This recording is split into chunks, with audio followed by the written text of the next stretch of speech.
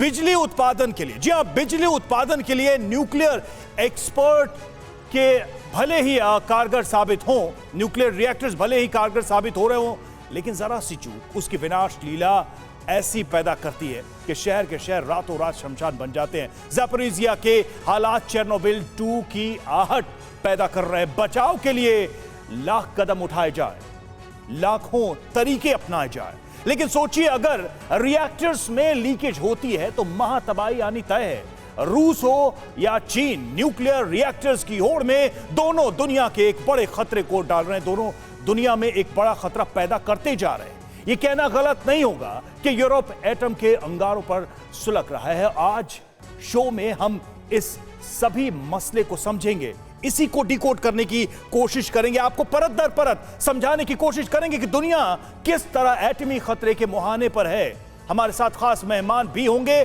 क्या आप मधुमक्खी की खेती करके हर साल 1 करोड़ कमाना चाहते हो? हर साल मधुमक्खी की खेती करके 4 करोड़ कमाने वाले आपको सिखाएंगे। फिर क्यों देरी? फ्रीडम ऐप को अभी डाउनलोड करें। उनसे पहले उन तक जाने से पहले, उनसे चर्चा करने से पहले शो की शुरुआत इस वक्त की बड़ी खबर के साथ करेंगे। ऊर्जा के नाम पर यूरोप में रूस की बहुत बड़ी तैयारी। हंगरी में 2 नए रिएक्टर स्टेशन बना रहा है रूस। पहले से मौजूद प्लांट से दुगना ताकतवर प्लांट यूरोप में तबाही मचा सकते हैं न्यूक्लियर रिएक्टर्स। न्यूक्लियर रिएक्टर की बढ़ती संख्या यूरोप के लिए खतरा है। तो ये एक बड़ी चिंता यूरोप के लिए, ये खबर जो कि यूरोप के तमाम देशों के लिए चिंता पैदा कर सकती है, क्योंकि जैसे जैसे हम रिएक्टर्स पर बात करेंगे, जैसे जैसे उनके डीप एनालिसिस में हम पहुंचेंगे, आप भी समझेंगे कि ये चिंताएं दरअसल कितनी बड़ी हैं, क्योंकि ये कयामत को दावत दे रही हैं, ये एक महातबाही को इनवाइट कर रही हैं। हम इसको भी आपको समझाएंगे, ग्राफिक्स के माध्यम से एक एक पॉइंट आपके सामने रखेंगे कि ये बात क्यों कही जा रही है, ये चिंता क्यों है। न्यूक्लियर रिएक्टर्स की बढ़ती संख्या एक बड़ी चिंता क्यों है। तो देखिए, वॉर गेम की हम बात कर रहे हैं और इसका सारा लब्बो लुआब ये है कि एटम का खतरा, यानी कि नाभिकीय ऊर्जा का खतरा कितना बड़ा है अगर कोई दुर्घटना होती है। तो जल्दी से हम समझाते हैं आपको कि खबर क्या है। वो दरअसल जिस न्यूज के आगे पीछे ये सारा ताना बाना बुना गया है, हंगरी में 2 न्यूक्लियर रिएक्टर्स बनाएगा रूस से जुड़ी हुई ये बड़ी खबर है। और इस खबर को लेकर क्या हम बातें करेंगे, इस पर हम आगे देखेंगे। तो कौन बना रहा है जरा उसको भी हम समझाते हैं आपको। रोस्टॉम स्टेट परमाणु ऊर्जा कॉर्पोरेशन इसका निर्माण कर रहा है, रूस की तरफ से इसे बनाया जा रहा है। और बार बार रूस का जब जिक्र आता है तो यूक्रेन और यूरोप की चिंताएं बढ़ती हैं। क्यों बनाया जा रहा है, तो जरा समझिए। मौजूदा परमाणु संयंत्र का विस्तार करने का इसका लक्ष्य है, यानी एक्सपेंशन की बात कही जा रही है यहां पर। और इसके मतलब क्या है, इसका अर्थ क्या है, इसके मायने क्या है। हंगरी में अभी रिएक्टर से 40% तक का प्रोडक्शन होता है। और ये आप देखिए, हम एक्सटेंशन की बात कर रहे हैं, इसी के विस्तार की हम बात कर रहे हैं। और 12.5 बिलियन यूरो के प्रोजेक्ट में रूस की फंडिंग है। रूस इसमें पैसा लगा रहा है इस बड़े प्रोजेक्ट में, ताकि ज्यादा से ज्यादा ऊर्जा का उत्पादन और हो सके, नाभिकीय ऊर्जा का उत्पादन हो सके। हंगरी नाटो का सदस्य है। उस रूसी न्यूक्लियर प्लांट यूरोप के लिए खतरनाक साबित हो सकते हैं। और बिजली के बहाने यूरोप में रूस पांव जमा रहा है, यह भी एक चिंता है। और यूरोप की तो यह पुरानी चिंता है कि न्यूक्लियर एनर्जी के बहाने रूस किस तरह से उनकी सीमाओं के अंदर दाखिल हो रहा है। न्यूक्लियर रिएक्टर्स पर्यावरण के लिए खतरनाक हैं। ये सारी बातें कही जा रही हैं कि जैसे जैसे रिएक्टर्स की संख्या बढ़ेगी तो उनसे जुड़े खतरे, उनसे जुड़ी आशंकाएं भी बढ़ेंगी। ऊर्जा का एक वैकल्पिक स्रोत तो है, लेकिन उसके खतरे भी हैं। यूरोप के ज्यादातर देश ऊर्जा के लिए रूस पर निर्भर हैं। और रूस यूक्रेन वॉर में ये कमजोरी यूरोपियन कंट्रीज की सामने भी आई है। जर्मनी, फ्रांस, ये सारे देश, इनकी कमजोरी सामने आई है। और यूरोप अब हर तरह के खतरों से घिर जाएगा जैसे जैसे रूस का ये दायरा बढ़ता जाएगा। एनर्जी कंट्रोल जो है वो रूस के हाथ में बढ़ता जाएगा। और ये सीधे सीधे एक तरीके से यूरोप के लिए चिंता की बात हो सकती है, क्योंकि जितनी ज्यादा रूस के ऊपर निर्भरता होगी, रूस का नियंत्रण उतना ज्यादा होता जाएगा। ये एक चिंता है। ये चिंता कितनी सही है, इस पर हम बात करेंगे। मेहमानों से सबसे पहले परिचय आपका करा दे। चर्चा शुरू करने से पहले हमारे साथ मेजर जनरल वीके दत्ता है, डिफेंस एनालिस्ट, वेलकम सर।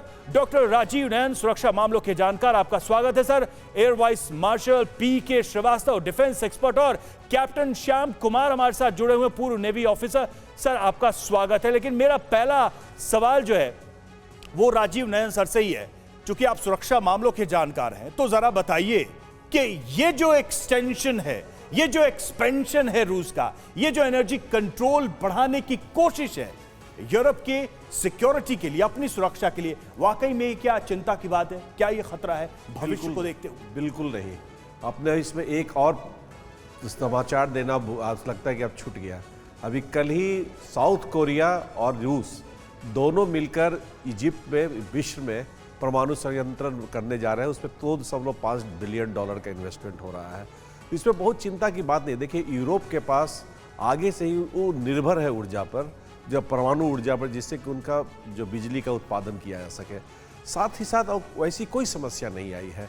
इसमें बहुत ज़्यादा सेंसेशन होता है, बहुत ही ज़्यादा इसमें हंगामा ज़्यादा है। फुकुशिमा हुआ, एक व्यक्ति मरा, उससे ज़्यादा तो उसे जो वहाँ भूचाल आया था, प्राकृतिक विपदा आई थी, उसमें ज़्यादा लोग मरे थे। आप अगर चले जाए 3 माइल आइलैंड से लेकर चेरनोबिल में भी, तो मरने वालों की संख्या वैसी नहीं थी। लेकिन नहीं, तो एक खुद जो होता है, आपने खुद ही चेरनोबिल का जिक्र किया मेजर दत्ता। हर बार चेरनोबिल का रेफरेंस दिया जाता है एक दुर्घटना के तौर पर, जो भी उसके कारण रहे हों, जो भी कारण रहे हों। लेकिन नाभिकीय संयंत्रों का बड़े स्तर पर इस्तेमाल होना, और वो भी तब जब यूरोप एक वॉर सिचुएशन में फंसा हुआ है। न जाने कब क्या हो जाए, न जाने किस तरीके की इंटेंसिटी बढ़ जाए। कैसे देखते हैं आप, और राजीव सर से कितने अग्री करते हैं? देखिए, ऐसा है कि जो अगर एनर्जी की बात करी जाए आज के दिन में, the most non polluting and the cheapest form of energy is by nuclear power generation. और न्यूक्लियर पावर जनरेशन पिछले सालों से जब से चालू हुआ है, इसके अंदर, इसके रिएक्टर्स के अंदर इम्प्रूवमेंट होती चली आई है। चेरनोबिल की घटना घटी, उसके बाद फुकुशिमा में, जापान में जब सुनामी आई, और उसके बाद में जो कूलिंग मैकेनिज्म था फुकुशिमा पावर प्लांट का, उसके जो जनरेटर सेट थे पानी में डूब गए, पावर फेलियर हो गया, जिससे कि कूलिंग बंद होगी। कूलिंग बंद होने से उसका जो रिएक्टर कोर थी वो बर्न आउट हुई, और उससे जो रेडिएशन का रिसाव हुआ।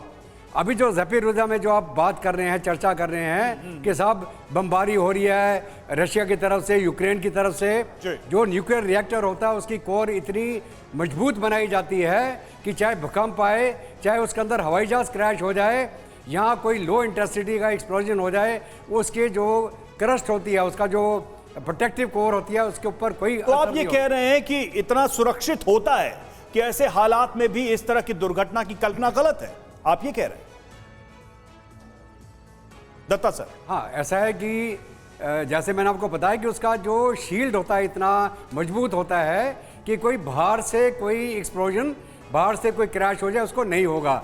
सबसे बड़ा खतरा क्या होता है कि अगर न्यूक्लियर रिएक्टर की कोर कूलिंग करना बंद कर दे, और वो बंद कब करेगी? जब उसका पानी का सर्कुलेशन बंद हो जाएगा। वो क्यों बंद होगा? अगर बिजली फेल हो जाएगी।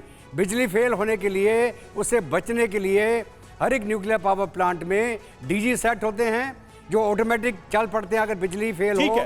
तो इसके प्रोटेक्टिव मैकेनिज्म्स हैं। नहीं, मैकेनिज्म अपनी जगह है, लेकिन इस वक्त जो तनाव की स्थिति है, और मैं ये नहीं कह रहा, मैं तो सिर्फ वो प्रश्न दोहरा रहा हूं जो यूरोप के देश, यूक्रेन लगातार दोहराते रहे। क्या आप मधुमक्खी की खेती करके हर साल 1 करोड़ कमाना चाहते हो? हर साल मधुमक्खी की खेती करके 4 करोड़ कमाने वाले आपको सिखाएंगे। फिर क्यों देरी? फ्रीडम ऐप को अभी डाउनलोड करें।